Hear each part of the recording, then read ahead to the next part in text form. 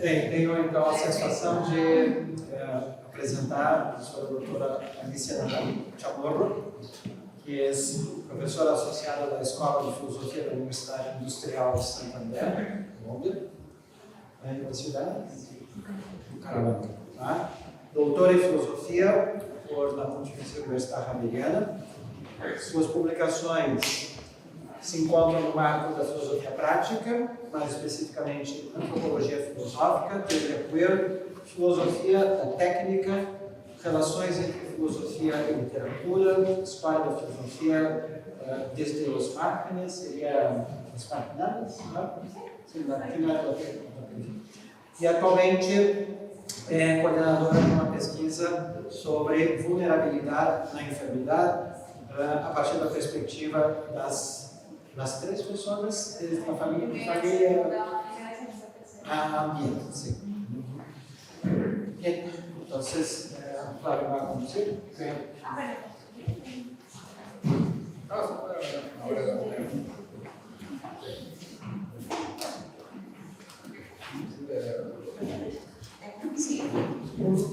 Quiero decir un aviso.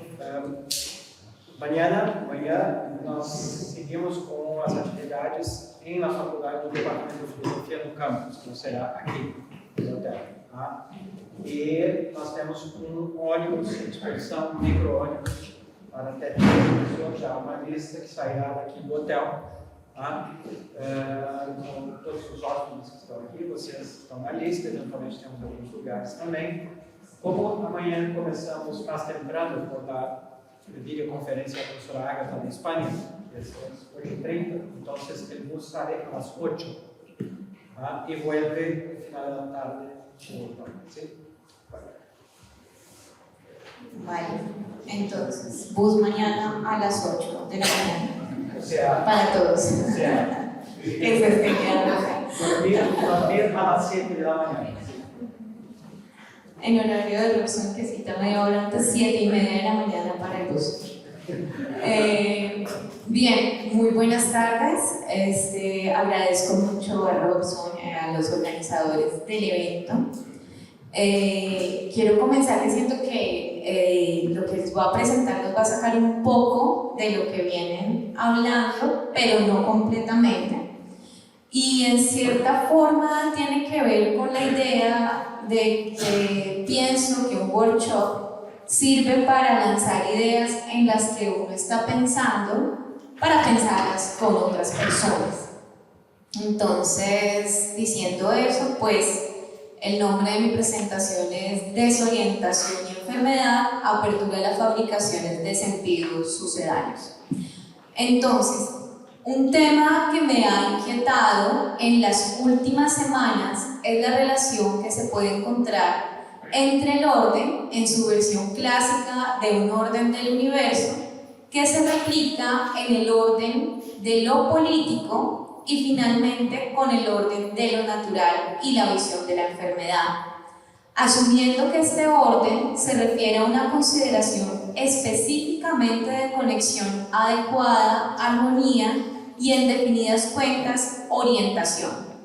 Es decir, el orden en sus diferentes dimensiones configura una forma de orientación que permite sentirse como en casa.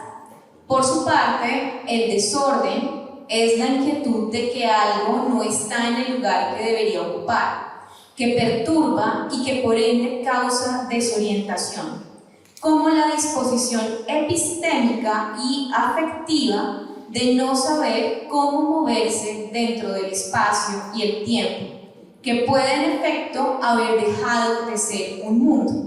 En este caso, el orden que determina la orientación lleva a pensar políticamente en la idea de un cosmopolitismo, entendido de forma muy cercana y clásica como una reflexión de una conexión entre la vida de los humanos, la vida de la polis y el orden del cosmos. En ese sentido, pues estaré pensando la relación entre filosofía de la enfermedad y cosmopolitismo. Asumo una visión clásica del cosmopolitismo como esa posibilidad de pensar esa conexión entre diversos órdenes, ¿no? Mundo, polis, humano, diferentes normas y regímenes ontológicos. En este orden de ideas, mi pregunta de análisis es si es posible pensar estas conexiones que hemos llamado clásicamente dentro de un concepto como el cosmopolitismo, que no es solo el tema de ser ciudadano del mundo, sino de lograr una orientación, a pesar de la diferencia o del desorden, dentro de un paradigma de la filosofía de la enfermedad. Y esto tiene que ver con la necesidad y la dificultad todavía de pensar en el cosmopolitismo. Por un lado, tenemos que el cosmopolitismo como discurso filosófico se ha encontrado con fuertes dificultades de primero encontrar lo común, aquel aspecto que haría que todos pudiésemos ser ciudadanos del mismo mundo. Segundo, también ha tenido profundos problemas para develar una forma de comunicación. Si cada ciudadano de cada polis tiene su propia cultura, ¿cómo aún así podemos comunicarnos? ¿Cómo atravesar el problema de las fronteras? Y tercero, el problema más fuerte del cosmopolitismo contemporáneo es cómo proyectar posibilidades sobre normas y orientaciones, ¿no? Eso ha hecho que las críticas al cosmopolitismo vengan a decir que es imposible en realidad encontrar lo común, encontrar la comunicación y encontrar la orientación en diferentes órdenes. Por otro lado, cuando yo digo que quiero conectar filosofía política y filosofía de la enfermedad, se nos viene a la mente, primero que todo, la biopolítica. Parece ser que lo que denominamos biopolítica ha sido el acercamiento más claro a esa relación entre vida y poder. Empero, lo que yo quiero trabajar acá se distancia tanto del cosmopolitismo clásico como a la biopolítica clásica, porque generalmente la biopolítica ha tendido a devenir en un análisis que recalca la negatividad y que se da cuenta de que todos los procesos de biopolítica terminan en tanatopolítica, por ejemplo, o que no hay forma de encontrar una versión, como llamaré en este momento, positiva de la biopolítica desde la enfermedad o desde la alteridad o desde lo diferente. En ese caso, las reflexiones de Arendt me vienen a la ayuda en sus reflexiones tanto de orígenes de totalitarismo como de condición humana. Me parece a mí que orígenes del totalitarismo, cuando Arendt habla de la muerte, de los derechos del hombre, y está hablando de todos estos judíos que tienen que pasar de país a país y que han dejado de ser ciudadanos para convertirse en cuerpos que se ven como enfermos y que son atravesados, y que pues luego podemos retomar como uno de los primeros discursos de biopolítica. Y en condición humana, cuando Arendt habla de la condición específica de lo humano, diciendo que no hay una humanidad en sí, sino condiciones que se pueden perder por el problema del poder, nos menciona claramente una forma diferente de entender las versiones de poder y vida. Igualmente, asumiendo Expósito, considero que la biopolítica se puede entender de dos maneras: un poder sobre la vida, en donde tenemos una biopolítica negativa, donde la norma es externa y trata de manipular la vida, y una biopolítica positiva, en donde la norma surge de la vida y es la que se llama el poder de la vida o poder en la vida. Cuando yo digo que quiero preguntarme qué puede la filosofía de la enfermedad aportar al discurso de la filosofía política, entiendo a la filosofía de la enfermedad como filosofía práctica. Es decir, que dentro de las diferentes formas de hacer filosofía, esta se consideraría práctica y ha logrado estas tres cosas que, si ustedes piensan en lo que hemos venido viendo estos 2 días, tal vez yo considero que estarían de acuerdo conmigo. La primera es que filosofía de la enfermedad hace una interesante intersección entre antropología, ética, estética y política. Es decir, no podemos pensar el problema de la enfermedad filosóficamente sin estar haciendo intersecciones entre estas dimensiones. Y si ustedes piensan en sus propias presentaciones, van a encontrar esas intersecciones. Segundo, todos podemos tal vez tener en cuenta que la filosofía de la enfermedad ha asumido que la explicación implica diferentes tipos de experiencia que hemos situado como primera, segunda y tercera persona, en donde hay conexiones, desconexiones, pero que nos movemos entre ellas. Y la tercera es que la filosofía de la enfermedad, si llega hipotéticamente a tener una categoría filosófica que una los diferentes paradigmas internos, tal vez sería la categoría de vulnerabilidad. Es decir, la filosofía de la enfermedad rescata el sentido de la vulnerabilidad y lo pone como centro de la reflexión. Teniendo en cuenta que entiendo esto como filosofía de la enfermedad, mi interés será ver esta pregunta: ¿puede la filosofía de la enfermedad iluminar algo el camino del pensar del cosmopolitismo? Por eso digo que los voy a sacar un poco, porque más que pensar dentro de la filosofía de la enfermedad, voy a pensar la relación entre filosofía política y filosofía de la enfermedad. Y esto surge por algo que denomino en este momento la provocación. La relación de orden y desorden es parte central de la revisión de la enfermedad en perspectiva cósmica en los antiguos. Pensemos ahora desde Platón en el Timeo. Podríamos proponer que el humano es un ser que se debe y es en la analogía, en el parecido.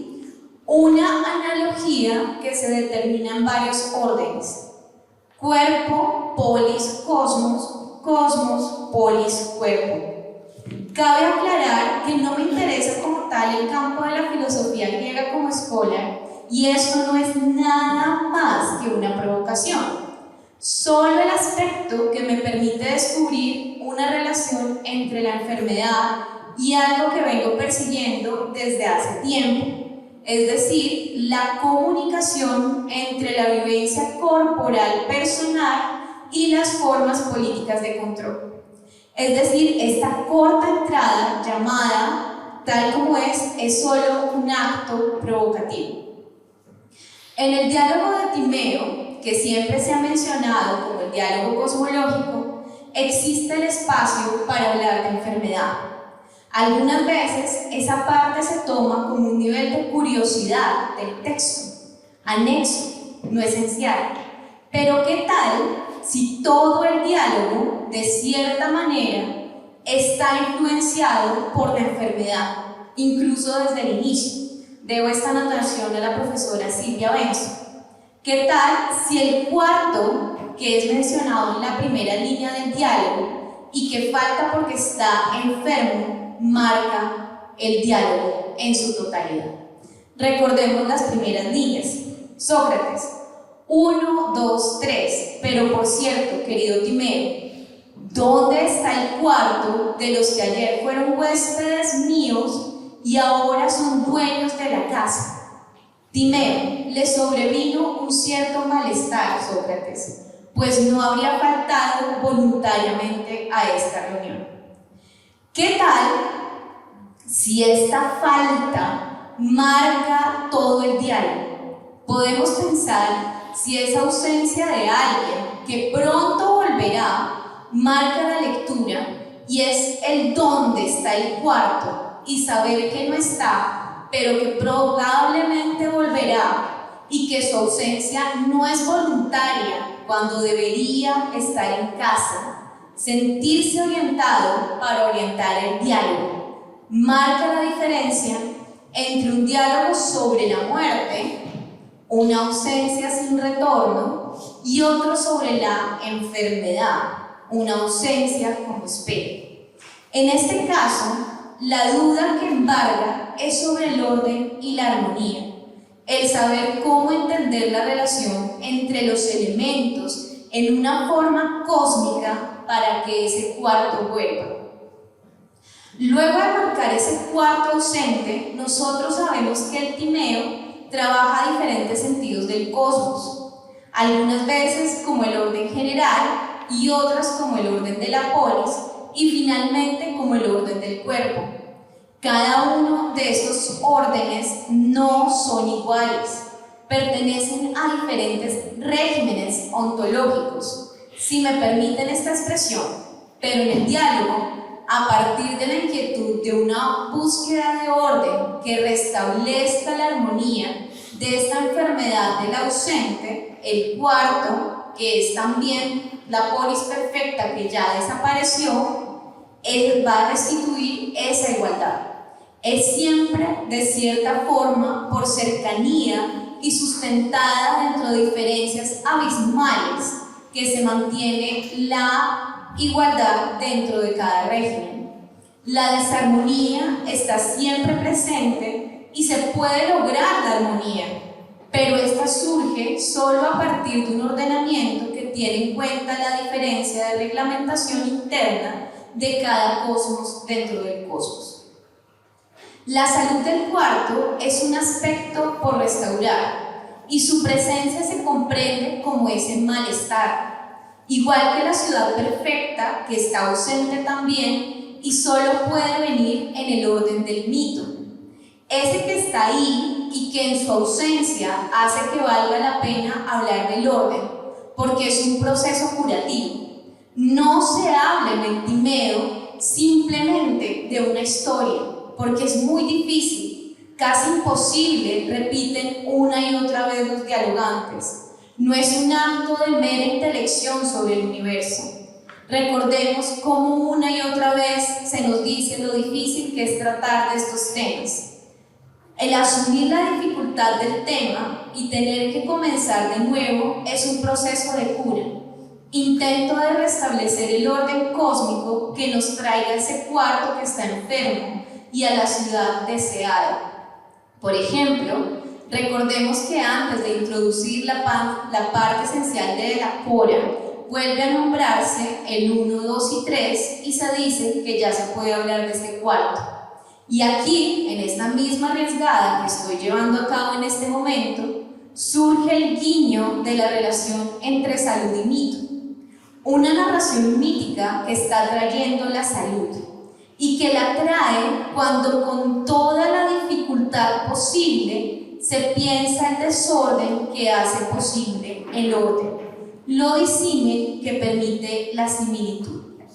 Que el Timeo termine con una enumeración de los posibles males del cuerpo y la conexión con un desequilibrio nos pone en una brecha que no es posible ya pensar hoy en día.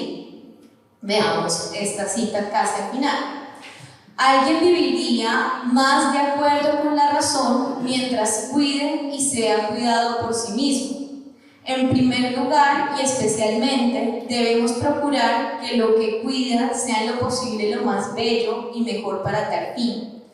Por ello hay que cuidar que las diferentes clases de alma tengan movimientos proporcionales entre sí. Debemos pensar que Dios nos otorgó a cada uno la especie más importante en nosotros como algo divino y sostenemos con absoluta corrección que aquello a lo que decimos que habita en la cúspide de nuestro cuerpo nos eleva hacia la familia celeste desde la tierra, y aquí lo importante, como si fuéramos una planta no terrestre sino celeste.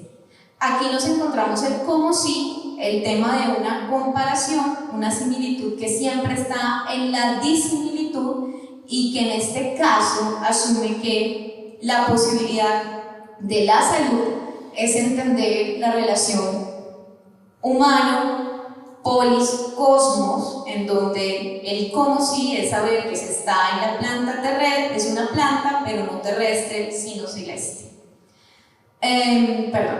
Entonces, un cosmopolitismo sin esa comparación entre lo incomparable, universo, polis y cuerpo, parece que es lo que ahora nos corresponde, pues cada dimensión en su movimiento va buscando su forma de equilibrarse en una regla interna que de cierta manera los conecta.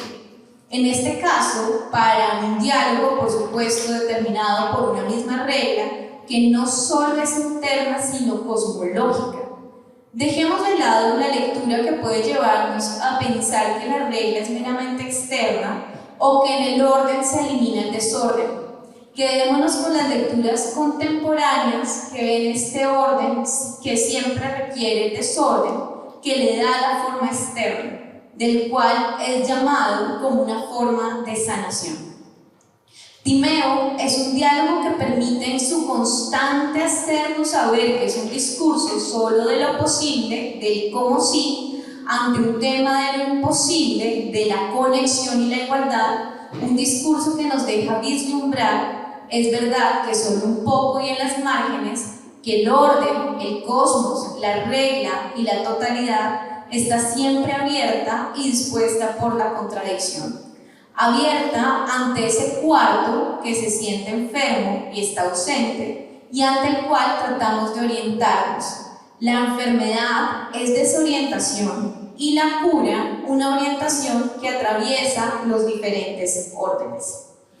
Eso me lleva, esta era la provocación que me llevó a pensar esa relación entre cosmopolitismo y enfermedad, y me lleva a pensar desde la filosofía de la enfermedad tres tesis centrales. La primera es que la filosofía de la enfermedad ha encontrado una forma especial de pensar la negatividad, no como mera ausencia y no como algo eliminable e incluso impensable, sino como algo que de cierta forma tiene su propia actividad, su propia identidad, su propia forma de pensar. Segundo, la filosofía de la enfermedad ha reflexionado profundamente en los límites de lo corporal y su conexión con lo tecnológico, no solamente con una visión tecnófoba ni tampoco transhumanista, sino como una intervención directa de la carne que ya está ahí, la tecnología, atravesándonos, interviniéndonos y generando una duda profunda sobre las dimensiones ontológicas.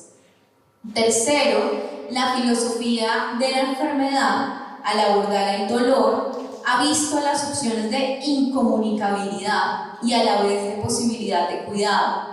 Ha asumido con rigor la no transparencia y oscuridad que aún en medio de la perplejidad nos permite de todas maneras entablar redes de cuidado. Es decir, la filosofía de la enfermedad ha pensado la agencia a pesar de la no comunicabilidad del significado. No es necesario entender completamente el sentido e incluso a veces está completamente eliminada la posibilidad de sentido para poder generar redes de cuidado. Estas tres ideas me parecen que permiten pensar un cosmopolitismo diferente que pueda abordar los inconvenientes a los que el mundo actual se enfrenta. En este caso, mi presentación entonces es ver cómo estos puntos centrales pueden responder a estas dificultades que encontrábamos sobre encontrar lo común, desvelar una forma de comunicación y proyectar orientación, en lo que los filósofos políticos están muy enredados y tal vez los filósofos que están trabajando el problema de la enfermedad han logrado encontrar un aspecto enriquecedor. Eso nos lleva entonces a la necesidad de pensar un interludio sobre orientación y desorientación como categorías que atraviesan esto que yo quiero llamar el problema de la enfermedad y el problema de la curación. Cuando hablamos de orientación y desorientación, generalmente tenemos que decir que la enfermedad produce desorientación, y ya lo podemos ver en el desarrollo de Karen sobre la duda corporal. En el caso de la enfermedad, esta desorientación puede ser de tipo espacial, temporal e identitario. Sobre la desorientación, consideremos, siguiendo a Harvey, que primero es un fenómeno presente continuamente en nuestras vidas, por cuanto la mayoría de las personas pueden afirmar que alguna vez se han sentido desorientadas. En este caso, esta desorientación se da en diferentes niveles y modalidades.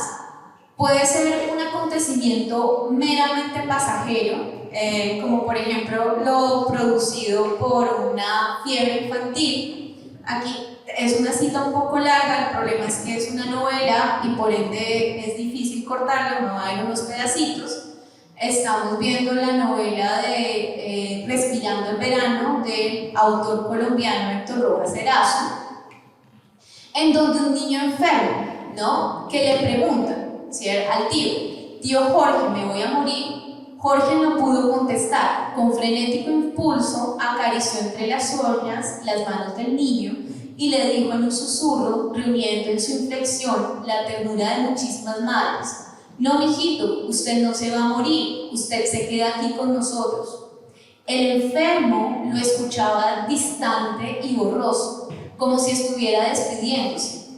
Desde aquella orilla lejana, desde la vida, veía los miembros recios, la garganta rotunda y los ojos sombríos de su tío, humedecidos por la impotencia. Retenía su mano entre las suyas, animándolo a saltar, tratando de rescatarlo de aquel lecho en que viajaba hacia la muerte.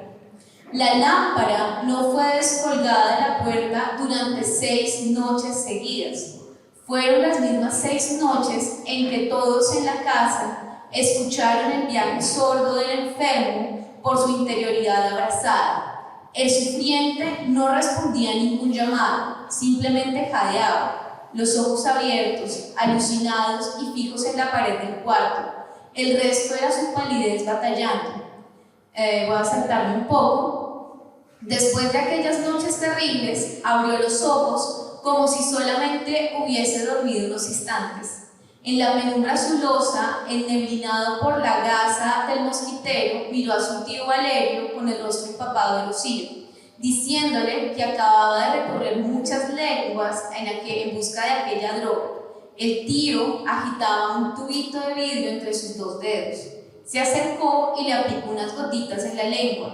El enfermo paladeó un sabor a grosella madura y expectoró débilmente.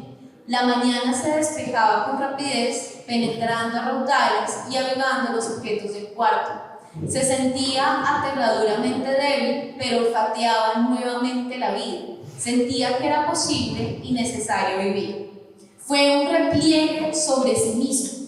Empezó a encogerse, a irse hacia adentro, a sentirse y oírse como si alguien estuviese dentro de él, escuchando el gorgoteo de sus sentidos.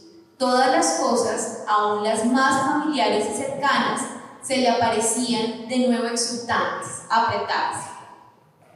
Lo que el niño tiene es una fiebre muy fuerte, ¿no?, que lo deja en ese grado fuerte de nivel, y nos muestra que, claro, toda enfermedad es una desorientación. Las desorientaciones pueden ser, según Harvey, de 3 niveles: una desorientación pasajera, una desorientación media y una desorientación profunda.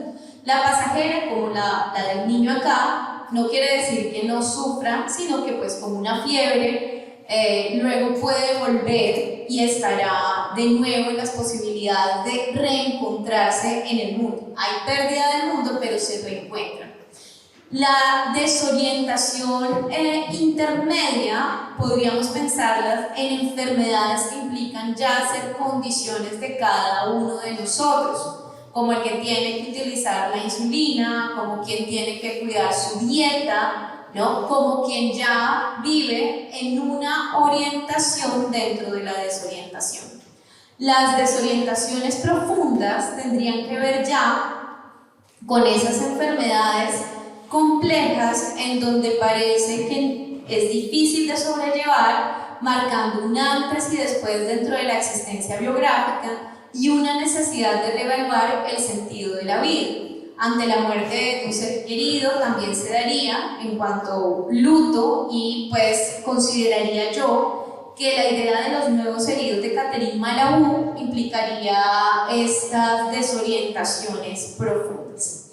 En ese sentido, toda orientación y desorientación nos permite entender el carácter epistemológico de la enfermedad.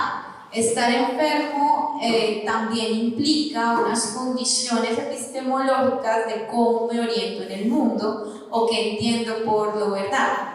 Implica también lo corporal, porque la desorientación o la orientación epistémica es un conocimiento corporal. Evidentemente todos podemos recordar las sensaciones corporales que podemos tener cuando nos sentimos perdidos o desorientados qué sé yo, en un bus que no conocíamos, ante una sensación de nuestro cuerpo que no reconocemos. Y también implica lo social, porque reorientarse, como en el relato que leímos, implica siempre la conexión con otros, es decir, nunca nos orientamos solos. Quien está desorientado necesita conexiones. Y esas conexiones sociales solo son posibles también dentro del orden político, que nos llevaría a que orientarse es construir mundo y en ese sentido construir cierta forma un cosmos. Y ahí entonces tendríamos que preguntarnos, si estamos hablando de problemas de orientación y desorientación, ¿dónde y cómo estamos cuando estamos enfermos? Lo primero que diríamos es que la enfermedad son procesos de desorientaciones con diferentes tipos de modulaciones y siempre necesitadas de la intersubjetividad del cuidado para encontrar de nuevo una orientación. Y a partir de eso siempre será la desorientación un reconocimiento de conexiones y alteridades. Por eso me gusta la narración de Rojas Erazo, porque el niño se da cuenta que es otro en su estado febril, es decir, se da cuenta de la alteridad de sí mismo, cosas que ustedes ya han mencionado, como la idea de que mi cuerpo no es mío, como que no me entiendo bien, pero al mismo tiempo entiende las conexiones, ¿no? El tío que la llama, la madre que lo llama, incluso eso es muy bonito al final. Voy a leer el último párrafo en donde está la abuela. La abuela se acercó casi ingrávida entre la sombra del cuarto, lo miró dulcemente a él, a ese trocito de niñez encogida como un charquito de vida entre la cama de luna, y abrió sus manos de dedos retorcidos. Él miró, trastornado, el increíble mendrugo. El trocito de panela pareció encenderse un instante en el aire, sin apoyo, flotando como un astro de miel, iluminando su angustia, su furiosa espera de tantos días entre sus huesos hambrientos. La abuela sonreía intranquila y feliz, como una niña cometiendo su primera travesura. «Tómala», le dijo mirando a todos los sitios con sofocado temor. «Tómala antes de que venga alguna de ellas», se refiere a las tías. Claro, ustedes que hablaban de la caricia y el consuelo, el acto de darle el pedacito de panela al niño enfermo al que no le permiten dulce, y este reencuentro de mirada a mirada, abuela-niño, y encontrar ahí un orden cósmico, hace una conexión entre ese reconocimiento de conexiones, ¿no? el cuidado que están haciendo las tías de no darle dulce, y la transformación del cuidado de la abuela de darle un trozo de panela. El tercero, en el problema de la desorientación, tendría que ver con el problema del miedo y el estigma, el miedo de estar completamente perdido y el estigma social del ser enfermo. Y algo muy importante que vamos a empezar a ver de aquí en adelante, y es un sentido de la pulsación. ¿Qué tal si dentro de dónde y cómo estamos enfermos, esto lo estoy tomando de Jean-Luc Nancy, hay algo que nos conecta como una pulsación, como el sentir el pulso del otro, saber que el otro está vivo, como algo que nos conecta más allá del de la razón del significado comprensible, y que nos pone la pregunta de qué queda del mundo o del cosmos en esa desorientación. Eso entonces nos lleva a algo que ya había hablado con ustedes en otra parte, y es pensar entonces el cuerpo como una frontera, ¿no? El cuerpo serían procesos de transición y contaminación. El cuerpo enfermo en estos procesos de orientarse y desorientarse no se podría entender de manera cerrada, sino que todos nuestros cuerpos son procesos de transición y contaminación en un constante estado de vulnerabilidad, tanto positiva como negativa, es decir, como cuando me cuidan, como cuando me dejan, y un territorio determinado por la mixtura, es decir, una mixtura entre lo que yo puedo entender de lo que me está pasando y de los otros que responden y de las normas que me acogen y me mantienen. Y eso hace entonces que en los procesos de orientación y desorientación hayan cuerpos que importan, pero también cuerpos no inteligibles, impensables, abyectos e invivibles, enfermedades que generarían vergüenza, enfermedades que son cuidadas. Eso nos lleva entonces a si esa idea de la norma cosmos, polis, cuerpo aparece roto en lo contemporáneo, y de todas maneras parece que existiría un pulso de necesidad de orientación en un sentido disruptivo. Y ahí me sirve esta cita de Nancy, donde Nancy dice: ha habido cosmos, el mundo de puestos distribuidos, lugares dados por los dioses y a los dioses. Ha habido res extensa, cartografía natural de los espacios infinitos y de su amo, el ingeniero conquistador, lugarteniente de los dioses desaparecidos. Ahora viene mundis corpus, el mundo como poblamientos proliferantes de los lugares del cuerpo. Este mundo, el nuestro ya, es el mundo de los cuerpos. La presentación y la desgarradura parecen ser las formas reconocidas y por lo demás combinadas del agenciamiento humano. Es el mundo de la no generalidad, mundo que no se ofrece a la humanidad sino sus cuerpos singulares, no general sino mundial. Cuando Nancy trae esta cita de la corporalidad, hay una cosa que a mí me llama mucho la atención. Si bien él no está hablando específicamente de la enfermedad, si entiende que estos cuerpos están determinados por aquello de la ruptura, son cuerpos desgarrados, son cuerpos que solamente en su desgarradura, en su vulnerabilidad, pueden generar agenciamiento. Y que esa desgarradura es la que permite que estamos hablando de cuerpos singulares. Volviendo a esa idea que yo les decía en la filosofía de la enfermedad, sobre la capacidad de pensar tanto la negatividad como que la posibilidad de pensar un orden implica siempre pensar las singularidades, siempre singularidades. Es decir, mundo no es unidad ni es humanidad, sino singularidades, singularidades desgarradas. Entonces, yo puedo decir que a partir de estos análisis, pensar una posibilidad de cosmopolitismo desde el sentido que la enfermedad nos puede dar, tomar filosofía de la enfermedad, implica, y apropiándome otra vez de Nancy, de una ascosmicidad de la carne herida. Es decir, ya no tendríamos un cosmos clásico, pero seguimos con un mundo que es un mundo frágil, y ese mundo frágil es el mundo de la carne herida. Una carne herida que es tanto la carne del cuerpo humano como la carne del mundo, como la carne que normaliza todas las relaciones. Y ese cuerpo es en conexión y separación, porque estamos directamente conectados, pero al mismo tiempo singularizados por la enfermedad que cada uno puede tener.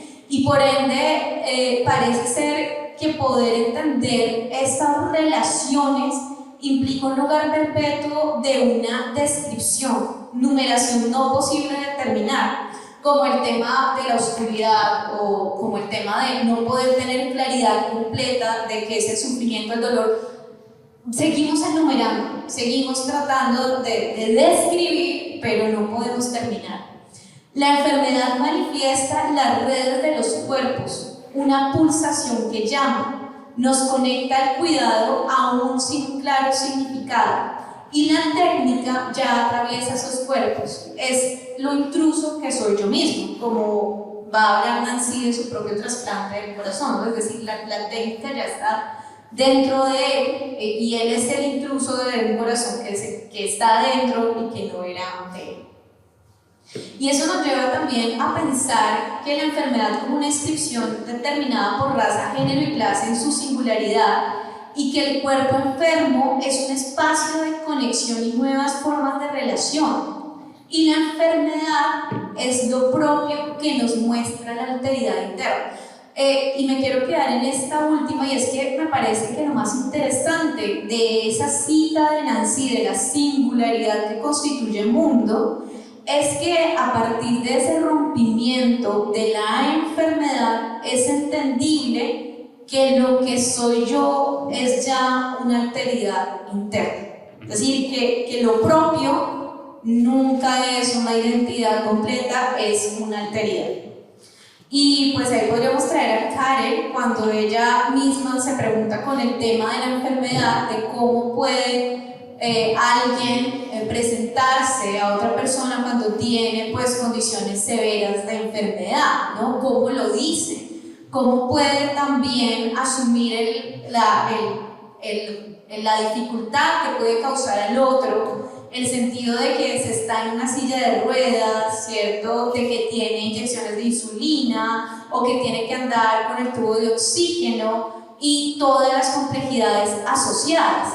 ¿Cómo puede cómo puede asumir el ser socialmente normal, entre comillas, cuando la enfermedad es la que organiza todo lo que se hace, ¿no? Y cómo puede incluso mantener encuentros esporádicos o por sorpresa con alguien que lo conocía antes de la condición.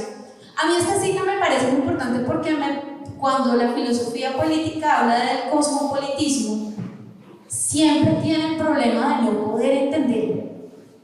Es diferente que filosofía de la enfermedad se pregunta una y otra vez, ¿no? Y aquí otra vez Nancy.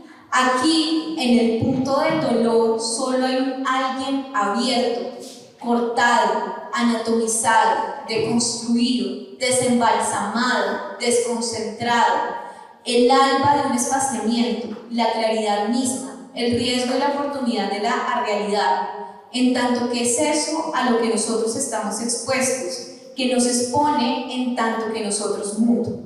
Cuando Nancy empieza a hablar de este dolor o del estar abierto, empieza a darse cuenta que este tiempo, que es el mundo de los cuerpos, y que el mundo de los cuerpos implica una constitución del mundo, que implica una regla de la singularidad y una regla que siempre se está fallando a sí misma, pero en que en su falla vuelve a encontrar contornos.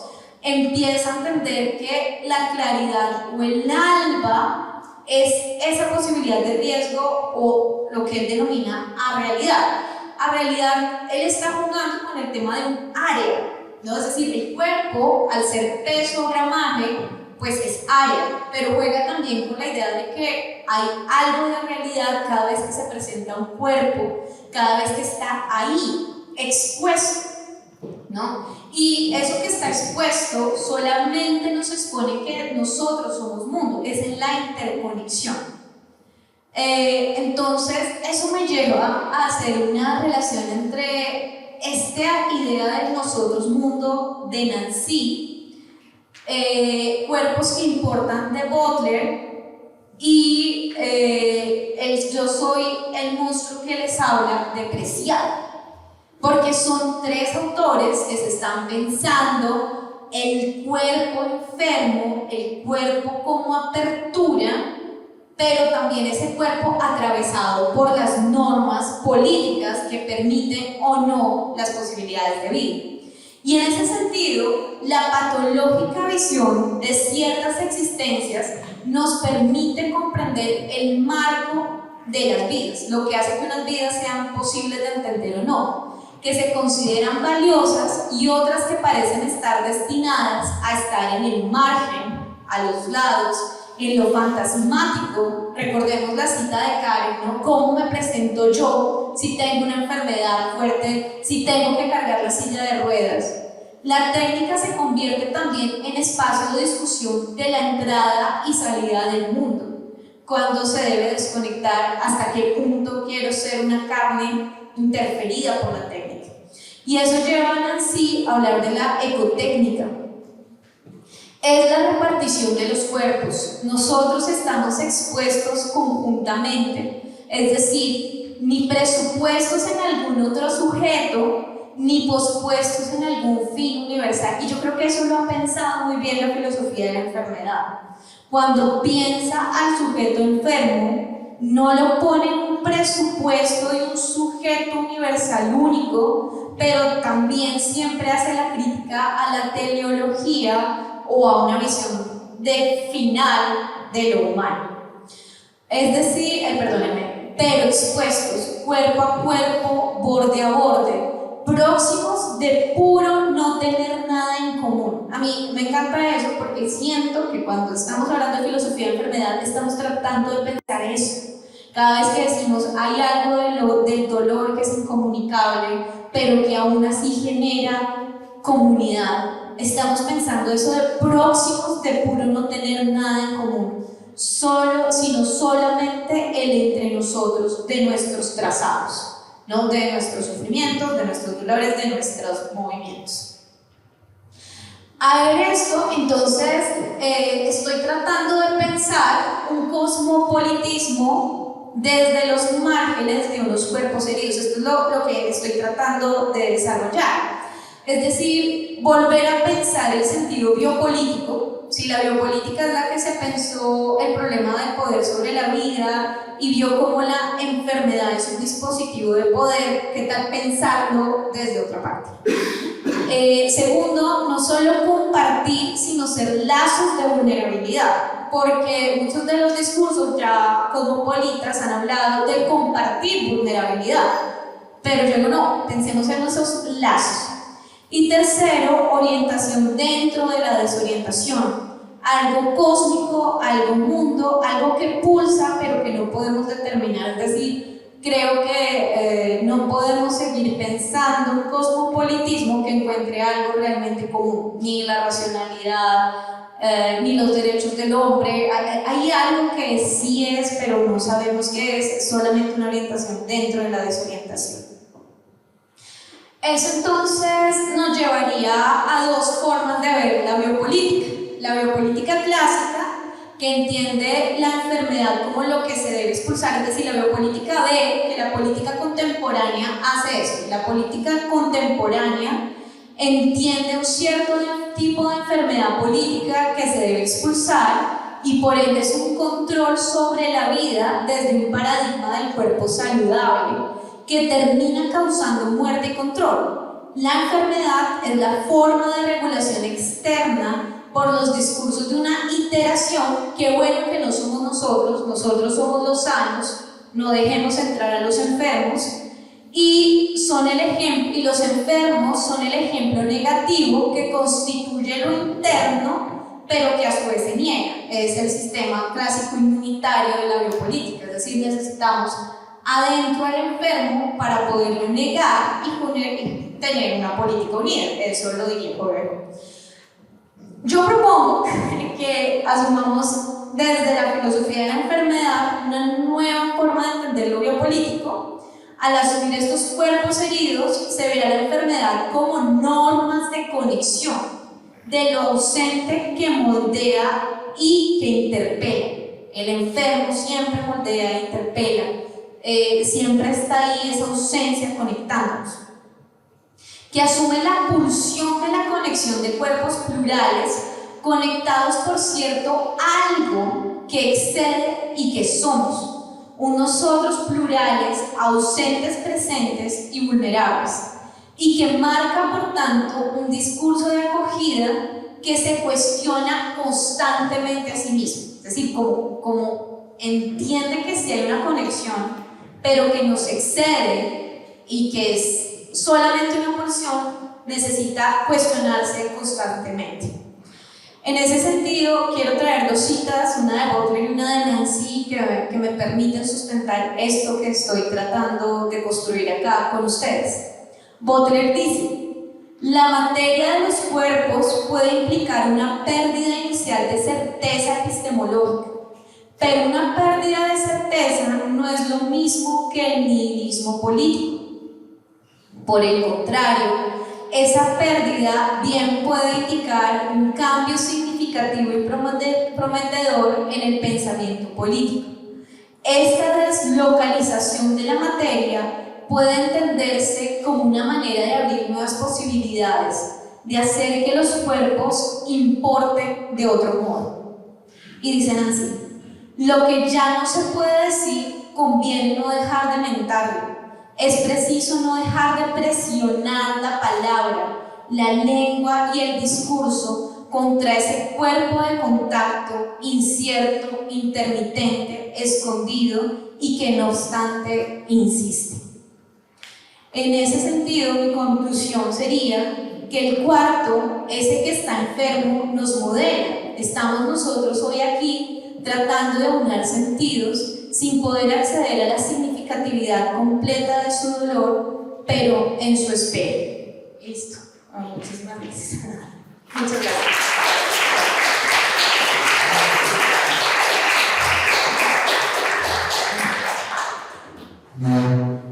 Gracias, Natalia. Tenemos tiempo para un par de preguntas. Angélica, Fernando. Angélica, primero.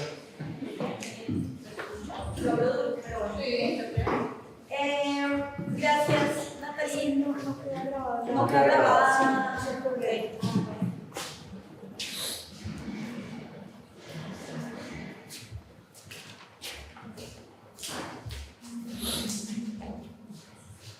Hola, gracias.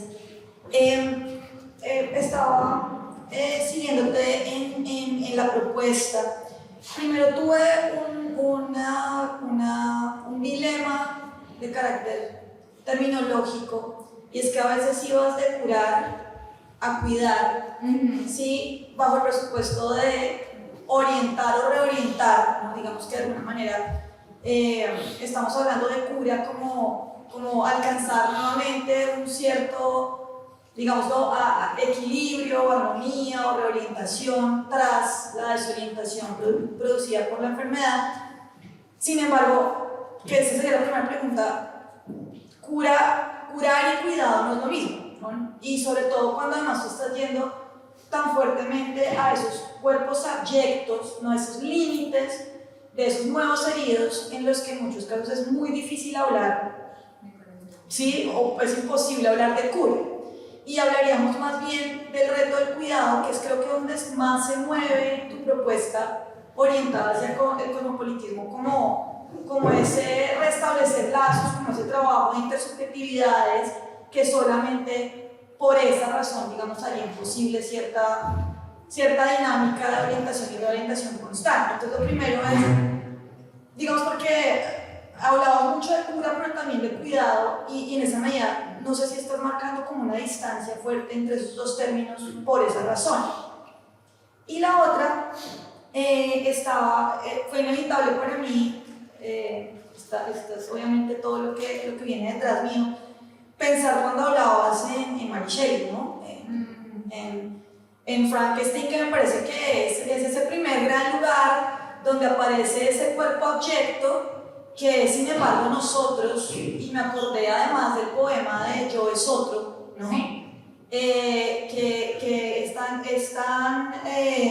poderoso justamente porque está orientado hacia ese sentido como biopolítico que tú estás hablando acá. Ahora, cuando se introduce en este contexto de la técnica, ¿no? Estos cuerpos atravesados, transformados, en algunos casos revividos o producidos, ¿no? La criatura de Frankenstein, etc., también nos movemos en estos límites difíciles de cura, reorientación, corrección y mejora. Y eso abre a otro tipo de problemas que son políticos y que abren a esa pluralidad. No sé si de pronto lo has pensado, lo has tenido por ahí. Son todas estas cosas que me sugieren tu propuesta, que me parece muy chévere, pero entonces no sé si esas cosas están ahí funcionando también.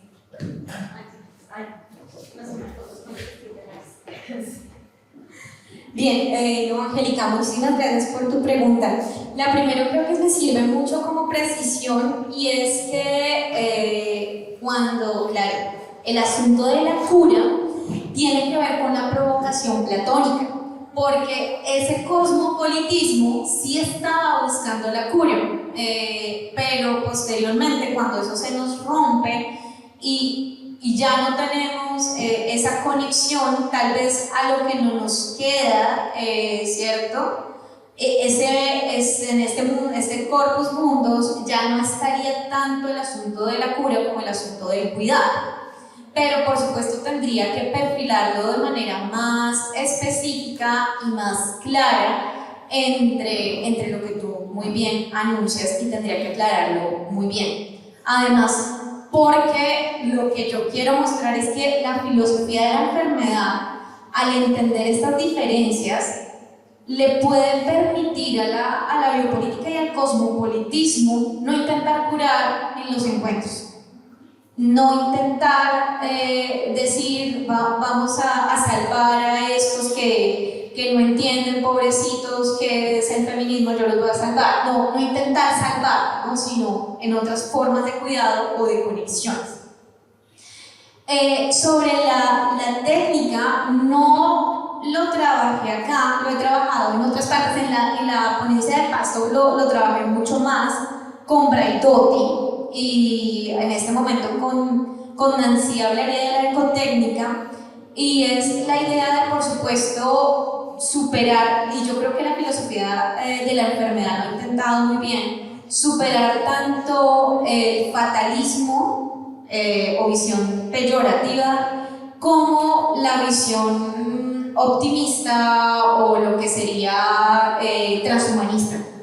Y en ese sentido, la filosofía de la enfermedad me parece a mí, y un poco como Nancy lo menciona como ecotécnica, es que muestra que la técnica siempre está, es decir, somos carnes intervenidas, ¿sí? Es decir, la técnica, y pues eso sí es muy Bloombergiano, y en eso soy completamente Bloombergiano, pues ser humano es ser un ser técnico, ¿no?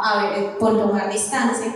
Y también preguntarse finalmente hasta qué punto podemos ir. Por eso la conexión Preciado-Nancy me parece tan interesante. Y me parece que en el discurso biopolítico, que ha tomado lecturas fuertemente peyorativas de la técnica e incluso ha implicado a veces un deseo de retrotraernos a un mundo no técnico neutral, nos serviría de llamada para entender que todos somos ya sujetos técnicos, sujetos. Preciado va a conectar completamente con el monstruo, Preciado conecta directamente y entiende que la única identidad posible es la identidad fabricada, ¿no? Es decir, y entendiendo que esa identidad fabricada sigue siendo cárcel. En el monstruo que somos, Preciado dice, yo elegí dejar la jaula de ser mujer para entrar a la jaula de ser hombre.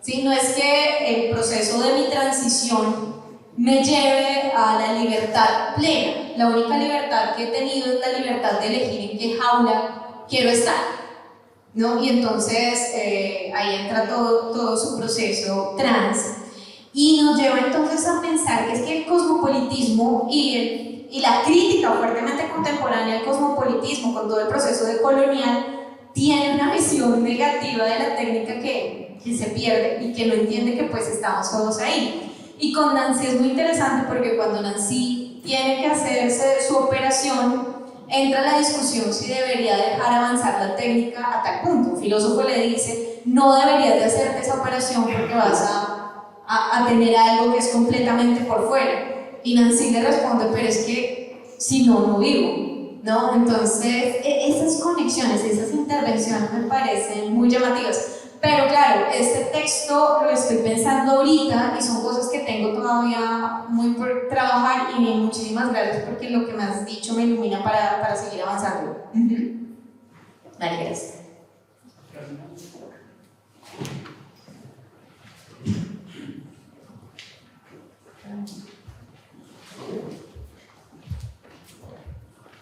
Gracias, Natalie, por la sugerencia y por la provocación, porque creo que ante todo es un trabajo de provocación y estos espacios se prestan para eso. ¿Sí? Tengo dos preguntas. Una primera tiene que ver con el enfoque. Y el enfoque es un punto, pero me faltó el cómo. Me faltó la pregunta por el cómo. El enfoque es como, o sea, ¿en qué sentido una filosofía de la enfermedad, y tocaría mirar a ver qué tipo de filosofía de la enfermedad lo podría permitir o lo podría hacer, aporta la comprensión del cosmopolitismo? Entonces, de alguna manera, tú te estás centrando en un problema, lo dices claramente, de filosofía política, ¿sí? Y en una discusión muy contemporánea de la filosofía política que tiene que ver con la biopolítica. Perfecto. ¿Cómo hacerlo? Es decir, no me quedó claro la propuesta desde el punto de vista metodológico para poder hacer ese aporte. Teniendo en cuenta que son campos, digámoslos, epistémicamente diferentes, ¿sí? Y habría que mirar en filosofía de la enfermedad esa unidad problemática y metodológica es tan coherente o no, y habría que mirar cómo la contraria también puede ser posible, es decir, los problemas del cosmopolitismo, las preguntas del cosmopolitismo, que están permitiendo ampliar en el horizonte de una reflexión filosófica sobre la enfermedad. Yo prefiero hablar más bien de perspectivas de comprensión y no tanto tan fuertes como filosofía de la enfermedad. Esa es la primera. La segunda es si consideras que hay una diferencia categorial y en qué consistiría entre el fenómeno de la enfermedad, la alteridad y la singularidad diferente. Porque me parece que a veces me pierdo, ¿sí? Cuando estamos abordando fenómenos o categorías, si se quiere, que son semánticamente distintas. Enfermedad, alteridad y singularidad diferente.